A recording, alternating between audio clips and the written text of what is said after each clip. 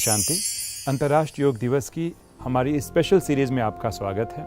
जैसे हमने पिछले एपिसोड में देखा था कि कैसे मन का प्रभाव हमारे तन या मस्तिष्क पर पड़ता है, लेकिन हमारे मन में प्रश्न उठता है कि आखिर ये मन है क्या? मन कार्य कैसे करता है और कैसे मन का मस्तिष्क के साथ गहरा संबंध है। अगर हम मन की बात करें तो मन को कई लोग चेतना, कॉन्शियसनेस, आत्मा अलग अलग नाम दिए गए हैं। तो मन का एक मुख्य कार्य होता है, इस चेतन शक्ति का एक मुख्य कार्य होता है विचार करना। तो मन पूरे दिन विचार ही करते रहता है। आज से मैं कोई विचार नहीं करूंगा, ये भी एक विचार हो गया। तो मन विचार करना बंद नहीं कर सकता है, कम कर सकता है। तो ये एक बहुत ही महत्वपूर्ण शक्ति है चेतना की, विचार करना या चिंतन करना। उसी प्रकार दूसरी एक शक्ति है जिसे हम कहते हैं बुद्धि, और बुद्धि का कार्य होता है निर्णय करना। ये काम करूं कि ना करूं, ये एपिसोड देखूं कि ना देखूं, ये भी कौन निर्णय लेती है? ये हमारी चेतना की शक्ति बुद्धि है, जिसका कार्य होता है निर्णय करना। और तीसरी एक इम्पॉर्टेंट शक्ति होती है जिसको हम कहते हैं संस्कार या आदत। तो कोई भी चीज़ अगर हम बार बार रिपीट करते हैं तो उस रिपीटेशन से हमारे संस्कार या आदतें बनती हैं। और इसलिए कहते हैं कि पहले मनुष्य आदत को बनाता है, बाद में आदत आदमी को बनाती है। तो ऐसे कहावत है। तो इस प्रकार हम देख सकते हैं कि हमारी चेतना की ये तीन फैकल्टीज होती हैं, मन, बुद्धि और संस्कार, जिसे कॉन्शियसनेस कहा जाता है। या कई बार इस सीरीज में हम इसे आत्मा शब्द ना देकर चेतना, कॉन्शियसनेस या मन के रूप में प्रयोग करेंगे। तो किस प्रकार मन का प्रभाव हमारे ब्रेन पर पड़ता है। तो अगर देखा जाए तो पूरे दिन में हमारे मन में अलग अलग प्रकार के विचार आते हैं, और हमें ज़रूर ये याद रखना चाहिए कि जैसे हम सोचते हैं वैसा हमें फील होता है या एहसास होता है। अगर हम बहुत अच्छा या श्रेष्ठ चिंतन करते हैं तो अच्छी फीलिंग आती है।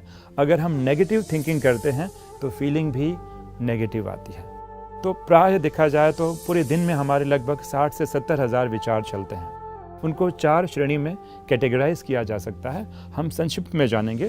पहला होता है पॉजिटिव थॉट्स, या जिसे कहते हैं सकारात्मक विचार, जो उस प्रकार के विचार जिसमें मोटिवेशन हो, उमंग, उत्साह हो, दूसरों के प्रति कल्याण और शुभ भावना हो, इसे हम पॉजिटिव थॉट कहते हैं। और जैसे ही हम पॉजिटिव थॉट्स करते हैं तो किस प्रकार की फीलिंग आती है? बहुत ही शांति और मोटिवेशन की फीलिंग आती है। तो हम विचारों पे भी ध्यान देंगे और कैसी फीलिंग आती है उस पर भी ध्यान देंगे।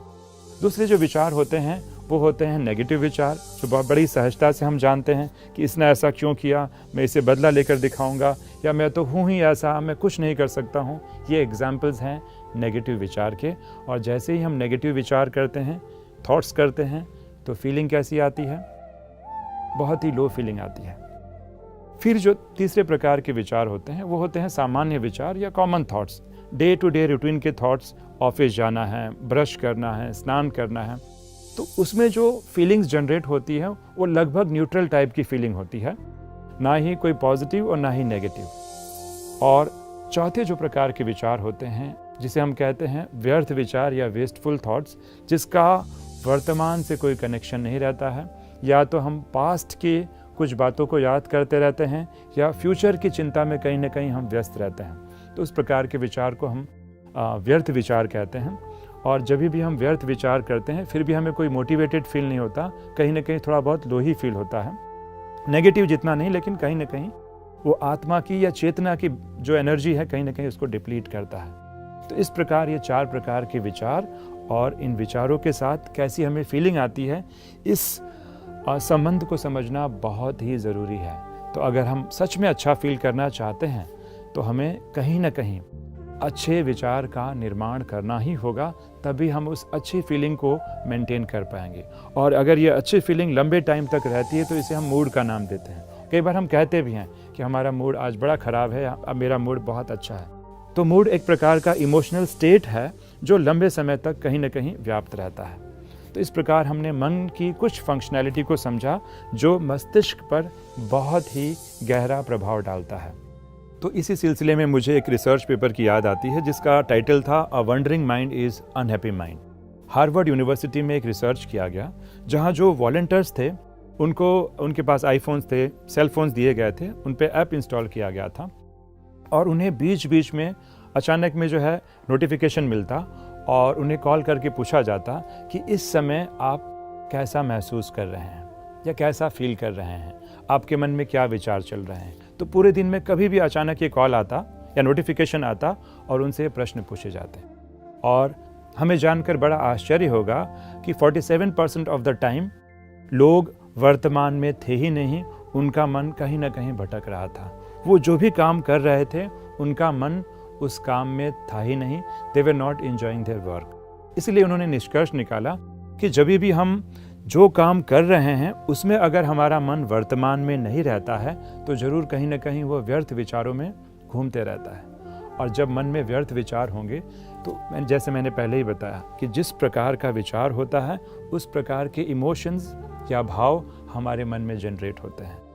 तो क्योंकि हमारा मन वर्तमान में नहीं है, कहीं ना कहीं पास्ट की मेमोरीज या फ्यूचर की एंजाइटी या चिंताओं में कहीं ना कहीं ग्रस्त है, तो उस वर्तमान के पल को भी एंजॉय नहीं कर पा रहा है।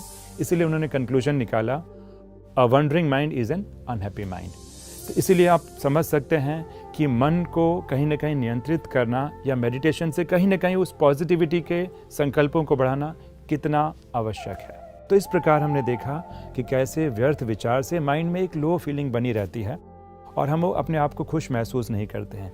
यहाँ पे मेडिटेशन बहुत ही इम्पॉर्टेंट रोल प्ले करता है, क्योंकि मेडिटेशन हमारे मन को कहीं ना कहीं वर्तमान में फोकस रखता है और जो काम हम करते हैं उस वर्तमान के पल को हम एंजॉय कर पाते हैं। क्योंकि व्यर्थ संकल्प व्यर्थ विचारों की बात चल रही थी तो इस पर एक और रिसर्च किया गया और एक बड़ा इंटरेस्टिंग रिसर्च है जिसे कहते हैं DMN नेटवर्क, अर्थात डिफ़ॉल्ट मोड नेटवर्क। ये ब्रेन की वो अवस्था है या ब्रेन का वो नेटवर्क है, ये तब सक्रिय होता है जिस समय हम कोई काम नहीं कर रहे होते हैं। तो हमें लगता है कि शायद मैं कुछ काम नहीं कर रहा हूँ तो मेरा ब्रेन बहुत ही शांत है, लेकिन जिस समय हम काम नहीं कर रहे होते हैं फिर भी वैज्ञानिकों ने देखा कि हमारा ब्रेन का ये DMN वाला जो एरिया है काफ़ी एक्टिव है। ये एक प्रकार का ब्रेन का नेटवर्क है, सक्रिय है।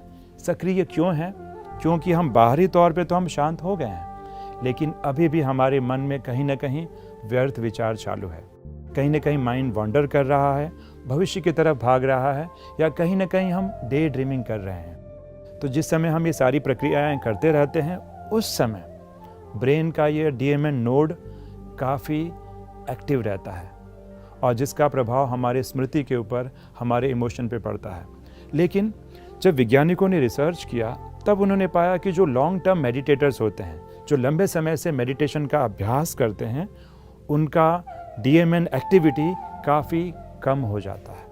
और ये बहुत ही अच्छी बात है कि हमारी DMN की एक्टिविटी जो है काफ़ी डे बाय डे कम होती जाए, क्योंकि जैसे ही ये कम होगी तो हमारे मन के व्यर्थ विचार बहुत शांत हो रहे हैं।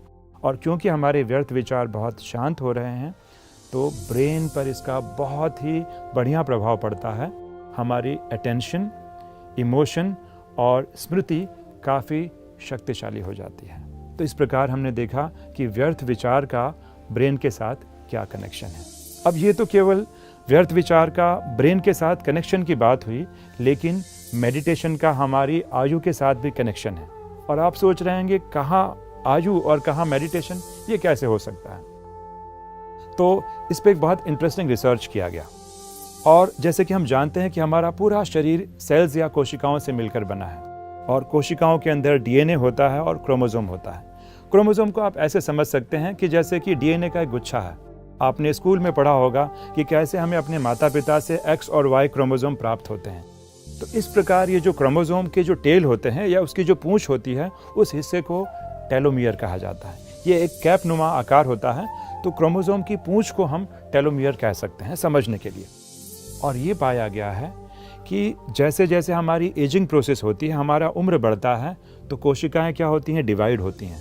अब जैसे ही कोशिकाएं डिवाइड होती हैं तो क्रोमोसोम बार बार यूज़ होता है, उसकी कॉपीज़ बार बार यूज़ होती है, जिससे टेलोमियर की जो लेंथ होती है वह घटने लगती है। तो इसका मतलब जिस व्यक्ति के क्रोमोसोम की टेलोमियर की लेंथ घटती जा रही है, उसका कहीं ना कहीं उम्र क्या हो रहा है?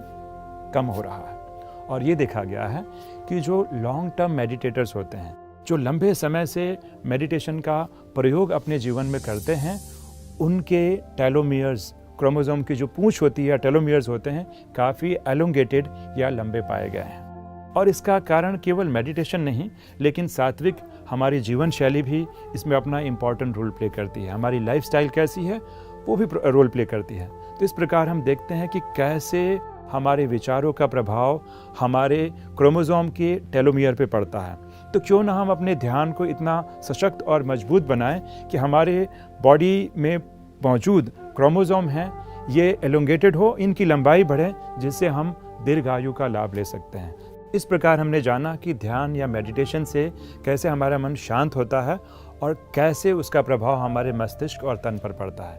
और इतना ही नहीं, अगर हम अपनी आयु को दीर्घायु भी करना चाहते हैं तभी भी मेडिटेशन इसमें हमें बहुत ही अच्छे तरीके से फ़ायदा दे सकता है, लाभ पहुंचा सकता है। आने वाले एपिसोड में हम और भी योग के संबंधित रोचक बातें आपके समक्ष लेकर आएंगे। ओम शांति।